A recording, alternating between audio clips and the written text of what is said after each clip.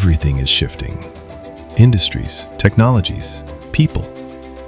The shift is already underway. From boardrooms to factory floors, from climate to code, from policy to people. And who's rewriting the playbook? Shift Happens is where the catalysts come to talk. A new podcast by Cinemage and Tech for Earth. Real conversations with real insiders.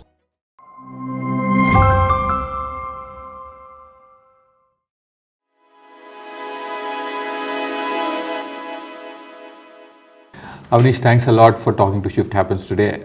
I just want to understand a little more in depth on, say, the last 10 years of the mobility circumstances in which so many of the activities that were taken up. Can you give us a brief intro to how it started with you? Thanks for having me. A lot of things I would say has changed post-COVID. The way we have been looking at the Indian market and the way things have changed even in the Indian market.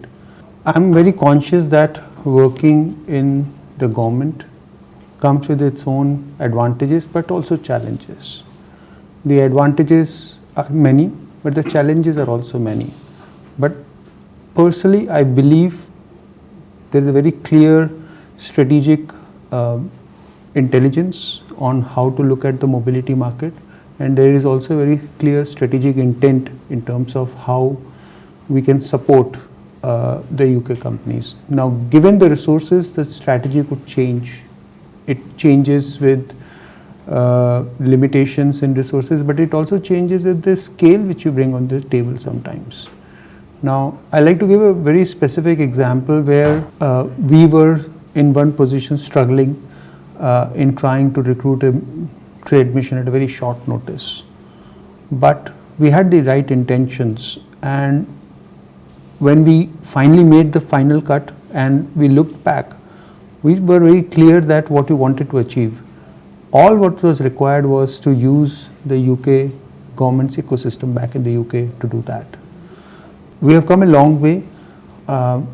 Initially, the focus was just doing a trade mission follow-up and finish it off. So we have brought a lot of smaller things on the table and we are building on it. Now, if I look back what we were doing maybe 10 years back and what we are doing now, we have moved up the value chain substantially. We are also trying to make sure that the engagement of UK companies in India are more deeper and more wider. And more importantly, there are some very strategic advice available from us. For example, we within the UK government in India have an IP specialist which is on our payroll. So if any UK company is struggling on the IP side, at least the basic advice is there. Likewise, if companies which are struggling, let's say, with their finances, raising capital from the Indian banking system for a new company could be challenging. Post the free trade agreement, we are trying to evolve this approach where we can support those companies. So all those planning strategic inputs are there in the pipeline. Hopefully, in the next couple of years, we will be in a much better position to support the entire UK automotive ecosystem in India, and likewise our Indian stakeholders as well. Okay. So when you look back at some of the key interventions that DBT has brought in from mobility's perspective, what are the significant contributions according to you that you feel personally as has been contributing to this shift from, say, over the last 10 years? I think the biggest things which we have been doing differently is trying to work upon whatever we have been doing every year. Keep improving, keep adding new things, be connected with the Indian industry and trying to find out UK tech suppliers or UK technology rich companies who could come in. Now, for example, we have not just focused on what DBT does. We have worked very closely with our colleagues in UK Research and Innovation. So they got to India 2 very dedicated trade missions or startups which were focused on EV supply chain, EV technologies, etc. And there were very clear messaging from the Indian stakeholders that these technologies are very relevant. And I would say we got 2 good cases where a large Indian OEM invested in one of those technologies.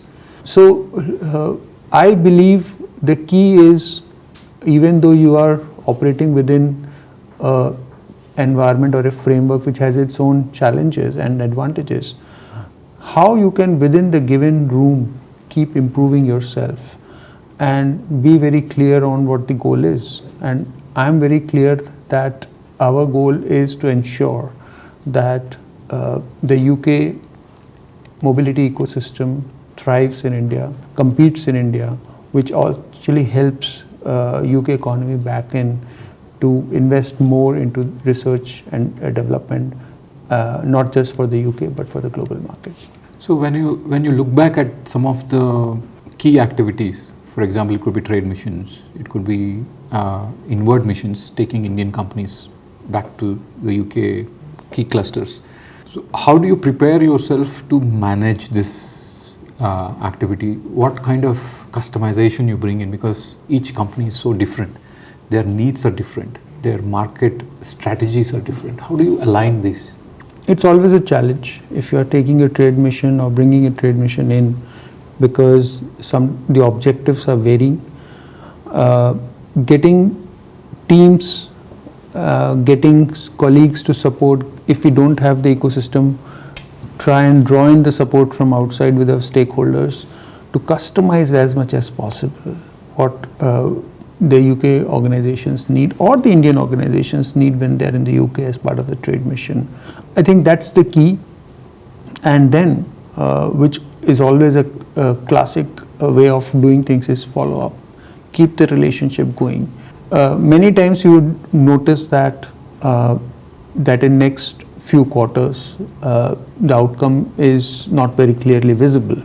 But if you look at from a long-term perspective, I can say from my experience that 30 to 40% of the companies whom we engage will come back with some sort of a story to tell. Okay.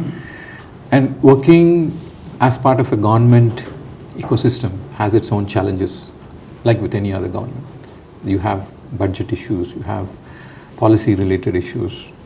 Now, what has been the strength that you had in terms of managing your strategic initiatives in India and also keeping your stakeholders happy?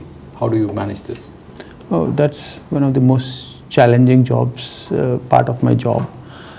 I think the key is, demonstrating what the objective is, what the outcomes are.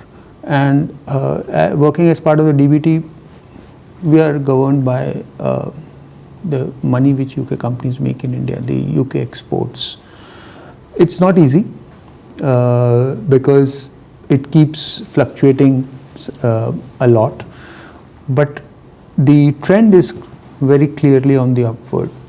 And there were situations prior to COVID when there were challenges. But I would say after COVID and with now the recently signed free trade agreement between UK and India, there is a very clear trajectory of growth. And once the free trade agreement comes into play, I foresee more UK tech companies playing out in India, more UK made vehicles being rolled out, and in the long run, more UK companies participating in the aftermarket in India. So we have been part of many of the UK activities, and there has always been, so you head the team. So how do you manage your team responsibilities in terms of, do you have teams across India? How do you work that out? Sure. So there is a core team, a small team which is based in Pune and Chennai, but we have a much larger network of the UK government across 9 offices in India, whom we can always draw upon support. And being part of the core team also brings its own responsibilities. But the good part is that within India, the key clusters which are spread across 3 locations are broadly covered, and we have dedicated resources for that. And our key strength, if we look back from a UK government's perspective is opening doors which are not easily openable for everybody. We would have, let's say, direct access to the senior management of a lot of OEMs or tier ones, which we leverage, and this is what the team which works with me also does.